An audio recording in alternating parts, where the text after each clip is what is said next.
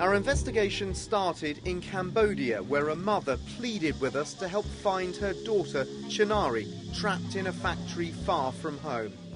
We tried approaching the employment agency that spirited her abroad, only to be briefly locked up ourselves. But in Malaysia, we found Chinari, who told us she's unable to leave until she pays off a supposed debt.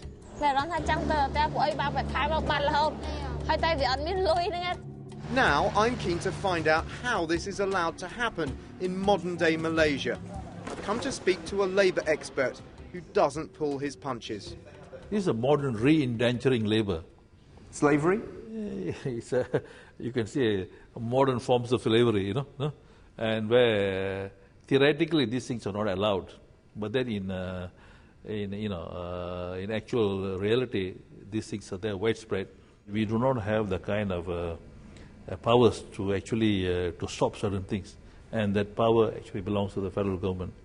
Malaysia's government declined to be interviewed, but a local opposition politician did agree to speak and was candid about who he believes is to blame. For example, when you talk about the passports which are falsified, she's not 21, but she is below 18. But how could the country issue a passport with false information? So it's just not the private recruiting agency in Cambodia, but also the Cambodian authorities. It's not clear where the false passport came from or if anyone from the Cambodian government was involved. The government refused an interview, but we were determined to follow the supply chain to find someone who would take action. JCY supplies components to a number of big companies, including Western Digital, whose hard drives can be found on shop shelves in the West. So Chinari and her friends are part of a complex chain, first recruited in Cambodia by the Ungrithi agency, which in turn passed them to a middleman at this factory, which provided labour to JCY, which in turn makes components for Western Digital. Their products are sold on high streets around the world. It's this supply chain which keeps Chinari shackled to her job. So I've travelled back to London to follow the trail to the consumers. We've come to the heart of London's retail electronics business to find out if people care about the conditions of the workers who make the products that are sold in shops up and down high streets across Britain. It's appalling, and you know, it made me think twice. But unfortunately, when you go into a shop, you're talking to a salesperson who understandably they've got a job to do, and they're probably not going to be able to answer those questions. I mean, it is appalling. I checked in one shop and the man behind the counter knew nothing about where or how the hard drives were made. I just sell, basically. Yeah. But so most people don't really ask questions about, you know, how it's manufactured or where or the ethical dimensions of it, really. They're not that bothered. Really. No. We showed our investigation to Harriet Lamb, the Executive Director of Fairtrade, which endorses ethically made products.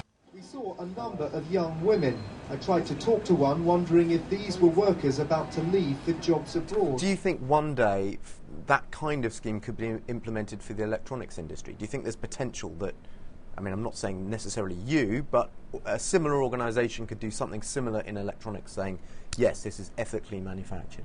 Absolutely, and I'm afraid the kind of abuses that your film have exposed show the need for that. That actually, if companies can't be trusted, then we're going to have some kind of scheme where the public can go in and see, yes, the companies really have taken responsibility. They haven't said, oh, well, it's someone else, it's someone else, it's someone else. Sorry, that's not good enough. That they have actually taken responsibility and it's been independently checked. Now, the fair trade movement started in food. There's actually no reason why those principles can't apply to any sector of the economy. Western Digital also declined an interview, but said in an email they're an industry leader on a labour standards code called the Electronics Industry Citizenship Coalition and demand all their suppliers adhere to it. But they add, CNN's recent inquiry accelerated our scheduled audit of a second JCY facility, which was completed last week. We reviewed our findings with JCY management, and we are partnering with them to put corrective actions in place. Absent effective and sustained improvement, other actions would be taken. up to and including discontinuing our relationship with that supplier. Their supplier, JCY, told CNN they try to resolve workers' grievances fairly and employees are free to leave their company at any time. Chinari tells us since Western Digital's corrective actions, her pay has increased significantly and her working conditions have also improved, including proper breaks during her shifts. But she is still trying to pay off her debt to the agency and is still unable to get home. This hard drive has come literally halfway around the world, from a factory in Malaysia to an electronics store here in London. But despite our investigation, Chinari and her friends remain stuck in that factory, unable to leave until they've paid off their debt and unable to get back home to their village in Cambodia and their families. I wonder how many other young people will end up like Chinari, forced to work for years away from home, surrendering their freedom. Dan Rivers, CNN, London.